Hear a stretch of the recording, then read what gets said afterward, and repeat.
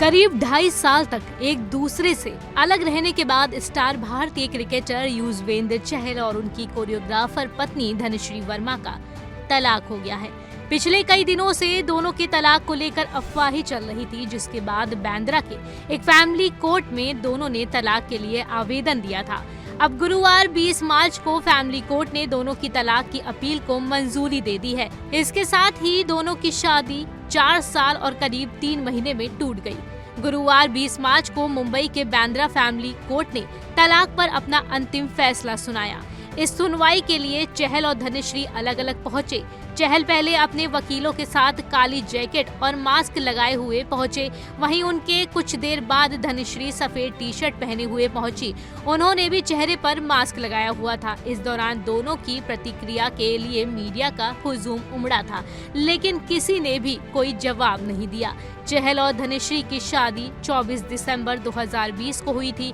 हालांकि 3-4 महीने पहले ही दोनों के रिश्तों में दरार आने की खबरें सामने आई, जब उन्होंने एक दूसरे को इंस्टाग्राम पर अनफॉलो कर दिया था। इसके बाद से ही लगातार अफवाहें उड़ती रही, लेकिन पिछले महीने ही तलाक की कार्यवाही शुरू होने की पुष्टि हुई थी।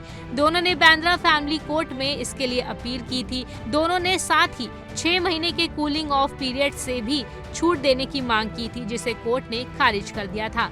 इसके बाद उन्होंने बॉम्बे हाई कोर्ट में अपील की थी और कोर्ट ने बुधवार 19 मार्च को फैसला सुनाते हुए फैमिली कोर्ट से 20 मार्च को इस मामले को निपटाने का आदेश दिया था। हाई कोर्ट ने दोनों को कूलिंग ऑफ से भी छूट दी थी, क्योंकि उन्होंने बताया था कि वो पिछले 2.5 साल से एक दूसरे से अलग रह रहे थे। इस तलाक के बदले एलिमनी के तौर पर चहल की ओर से धनश्री को 4 करोड़ 75 लाख रुपए देने पर भी सहमति बनी थी, जिसका 50% हिस्सा भारतीय क्रिकेटर ने धनश्री को दे दिया है और बाकी हिस्सा अब धनश्री को मिल जाएगा। बात करें युजवेंद्र चहल की नेटवर्थ की, तो रिपोर्ट्स के मुताबिक ये करीब 45 करोड़ के आसपास है। इसमें BCCI contract, Indian premier league यानी कि आईपीएल के साथ ही ब्रांड एंडोर्समेंट और इन्वेस्टमेंट के जरिए होने वाली इनकम शामिल है। भारतीय क्रिकेट कंट्रोल बोर्ड के साथ Yuzvendra Chahal grade C contract में है और इससे सालाना 1 करोड़ उन्हें मिलते हैं।